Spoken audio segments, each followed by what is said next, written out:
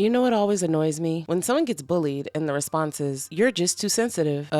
No. Maybe the people making their lives miserable are the problem. Welcome to NSD, your safe space for chaotic lore, messy stories, and horror comics that remind you not every villain was born a monster. Today, we're jumping back into Melvina's therapy, and this next story makes me feel a little sad. At first, it feels like we're dealing with another bizarre patient and another disturbing confession, but the deeper we dig, the more we realize this story was never really about her. It's about a victim hiding in plain sight. So let's see what our favorite sadistic therapist has waiting for us this time.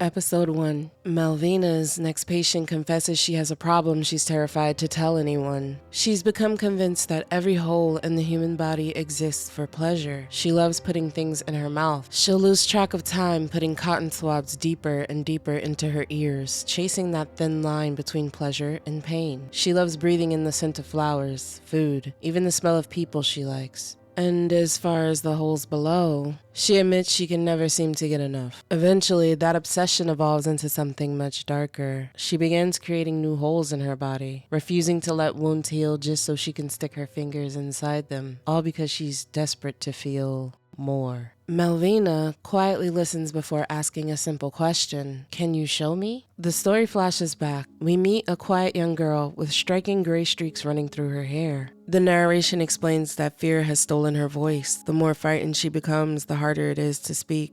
So what happened to her? She explains that boarding school felt less like a school and more like a prison, a place where the worst parts of society were trapped together. Her unusual hair made her a target. Two twin girls in particular constantly mocked her, calling her the Bride of Frankenstein while the rest of the students laughed. She endured it in silence. One night she confides in the only person she considers a friend. Instead of comforting her though, the friend tells her she simply has a negative outlook. Everyone gets teased as a kid and maybe that she's being too sensitive. She even goes on to say that the twins leave her alone because she's not afraid of them. Girl, that is not your friend. The next day, we learned that it was a lie. As her friend nervously washes her hands in the bathroom, the twins walk in. We hear an echo of her friend saying, I'm by your side whenever you need me, and the irony couldn't be stronger. The friend freezes. The twins throw open the bathroom stall and find the girl inside. They grab her by her hair and mock her for using the toilets, then force her head into the bowl and tell her to clean it with her tongue. Humiliated and completely alone, she runs. Tears stream down her face as the words of her so-called friend echo in her mind. You're just too sensitive. She reaches the edge of the school grounds and stops as the image of a cocoon looms over. Episode 2. The narration explains that chemical reactions happen naturally all around us. Sometimes two completely different things come together and create something entirely new. We see the young girl with the white streak sitting beneath a tree, buried in a book. Someone calls her name. It's Billy. He's a short, chubby kid with a stash. Seriously, he looks young and old at the same time. Excited, Billy tells her he has something for her. He hands her a flower he picked just for her. Instead of smiling, she looks down sadly. Billy worries she doesn't like it, but she quickly reassures him that's not it. She loves it. Touched that someone would be so kind to her, she admits people always tell her she's too sensitive and that she needs to be stronger. No matter how hard she tries, she can't stop things from hurting her. Sometimes she wonders if there's something wrong with her, and Billy shakes his head. He thinks she's perfect. His mom always tells him everyone is different. Some people simply feel things more deeply than others. And that's not a bad thing. If anything, it means they're more alive. The girl is speechless. Then Billy grins. So, can I get a thank you kiss?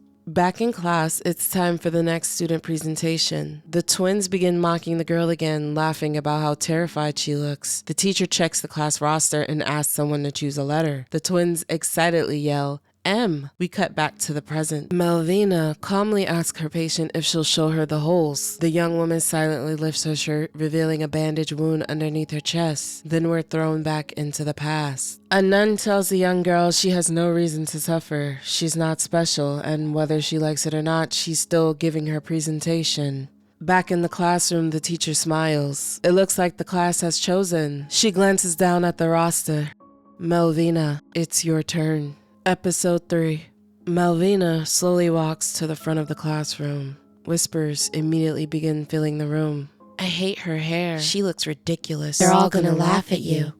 Standing before class, Melvina can feel every pair of eyes on her. Her hands shake as she looks down at the paper. The whispers only get louder. Freak, what is she waiting for? She's useless. Melvina closes her eyes. For just a moment, she remembers Billy telling her he thinks she's perfect. She takes a deep breath, then opens her eyes and begins her presentation. To everyone's surprise, she delivers it flawlessly. She explains how vaccines are created using weakened or inactive viruses to teach our bodies how to defend themselves before the real threat ever arrives. Maybe one day we'll create a vaccine against our greatest enemy, fear, so people like her can finally be free. After class, her friend tells her the presentation was really good. She even says it was her favorite. But before Melvina can enjoy the moment, the twins walk over. Hey, Granny. They mock her presentation, telling her she sounded ridiculous. This time, Melvina finally stands up for herself. She tells them to leave her alone. The twins answer by shoving her to the ground. Then they begin pulling her hair and mocking Billy, calling him the stupid fat boy and comparing the two of them to Frankenstein and his bride. Eventually, they corner her behind a water hose. They tell her nobody could ever love someone like her, that even her parents abandoned her because they couldn't stand her, and the entire time, her friend just watches. The twins turn the hose on her, soaking her while they continue laughing. Later that night, Melvina lies awake in bed. Her eyes never leave the chrysalis sitting nearby. A crack of light begins shining through it, and for the first time, something inside it begins to change. And so does she. Episode 4. The girls begin getting ready for swimming class. Melvina has been avoiding her friend and wonders how much longer she's going to ignore her. It's not fair she treats me like that. We briefly flash back to the two girls lying on the bed. Melvina turned away from her. Then we're back at the pool. The whistle blows and everyone jumps into the water. As the girls swim, we hear Melvina's thoughts. No, my only friend here is Billy. After class, the girls head to the locker room. A few of them notice Melvina is still in the pool. One girl jokes that she's probably too embarrassed to change in front of everyone. Another cruelly laughs that maybe she has gray hair down there too. The others join in.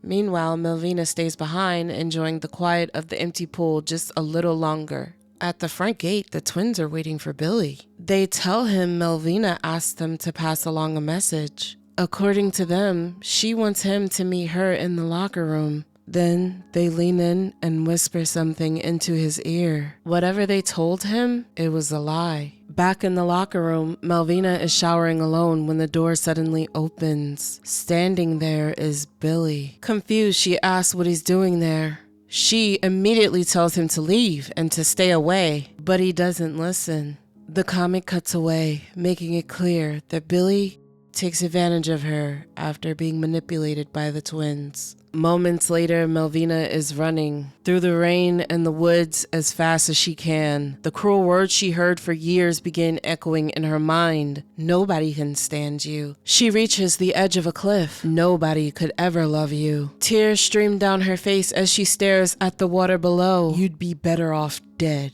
Unable to escape the pain any longer, Melvina steps forward and jumps. 2 weeks pass. There's still no sign of Emily. The school begins wondering if she simply ran away. No one knows what happened. Meanwhile, Sarah is falling apart. The teachers try comforting her and her classmates try distracting her, but nothing works. She's consumed by the search for her sister. The grief becomes so overwhelming that one day she insists Emily is calling to her through a bathroom mirror. The adults begin worrying she's losing her grip on reality. Elsewhere, a nun congratulates Melvina on the remarkable changes she's made. She's calmer now, more confident, more mature. The nun believes she's finally gotten on the right path. Melvina stands proud. That night, Sarah lies awake clutching a picture of herself and Emily. Suddenly, her bedroom window slams open. She looks outside and spots a lone girl standing in the darkness. Emily? Without thinking, Sarah rushes downstairs. She runs across the lawn crying as she asks where her sister has been. But when she shines her lantern towards the girl's face, she freezes. It isn't Emily. Before she can react, someone grabs her. When Sarah opens her eyes again, she's tied to a pipe. Panicked, she looks beside her. Emily is there, bound exactly the same way. Then the memories come flooding back. What did we tell you about using the toilets? We don't want you soiling them with your disgusting pee. Clean it with your tongue, Now, their own words are turned against them. Melvina silently flushes the toilet. The girls scream for help, but no one comes. The only sound left is the toilet flushing down the drain. And sometime later, the missing posters of Emily and Sarah Doone quietly hang on the wall. As the record continues to play, we see the image of young Melvina standing at the edge of the cliff. The music slowly fades into the sound of the wind, and she jumps. Back in the present, we meet a woman named Beatrice. A former patient thanks her for everything she's done. He tells her he's finally feeling better. He's more confident, and for the first time in a long while, he's even begun enjoying intimacy again. Beatrice smiles. She's genuinely happy to hear it, but she also has a confession of her own. She can no longer be his therapist. Somewhere along the way, she's developed feelings for him, and because of that, continuing his treatment would be unethical. Time passes, and one day Beatrice receives another visitor. To her surprise, it's the same man. Only now, he's completely broken. He's shaking, barely able to speak. He tells her she never should have referred him to another therapist. Melvina isn't like her. Little by little, she's gotten inside his head, and he wishes he never left. Beatrice immediately asks, "Melvina, your new therapist? Where did you find her?" The man suddenly panics. He screams that she's inside of his head, that he can't escape her. Then he pulls out a gun. He tells Beatrice he'd hoped the two of them could spend time together once he recovered. But now it's too late. A gunshot rings out.